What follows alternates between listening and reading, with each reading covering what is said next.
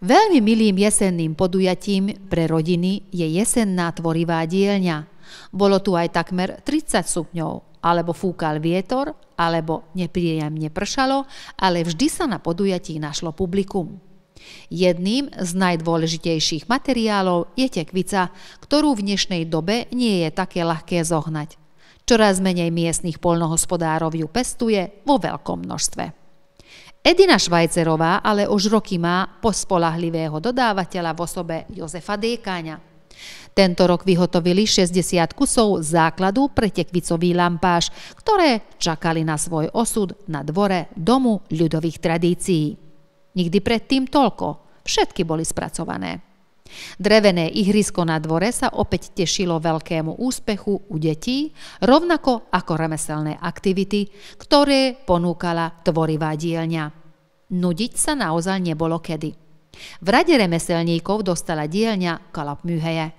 Tvorivá dielňa Bendegúza Dávida Borku ponúka netradičné workshopy a umelecké udalosti. Cieľom dielne je, aby sa účastníci oboznámili s umeleckým kováčstvom, pričom sa osobitne zameriava na techniku ohňového smáltu. Bendegúz Dávid Borka sa umeleckému kováčstvu venuje už viac ako 20 rokov a v súčasnosti vyučuje techniky a výrobu šperkov na súkromnej odbornej strednej škole s maďarským vyučovacím jazykom v Kolárove. Aj názov Kalapműhelye poukazuje na charakteristický cylinder Dávida Borku, ktorý nosí na svojich workshopoch a podujatiach. Zvláštnosťou dielne je, že účastníci môžu pracovať s kovoobrábacími nástrojmi múzejnej kvality a vytvárať si vlastné jedinečné šperky. Počas vzdelávania zohrávajú okrem tradičných techník dôležitú úlohu aj kreativita a individuálne vyjadrenie.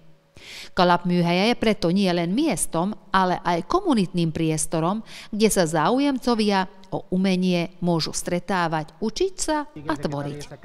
Počas jesennej tvorivej dielne sa prakticky ani na minútu nezastavil, pretože vždy niekto vyrábal billog so svojím vlastným menom. Szuper, és most már be lehet színezni is. Talán. Milyen?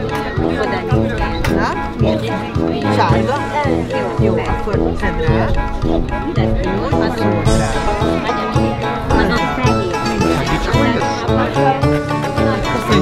van fehér.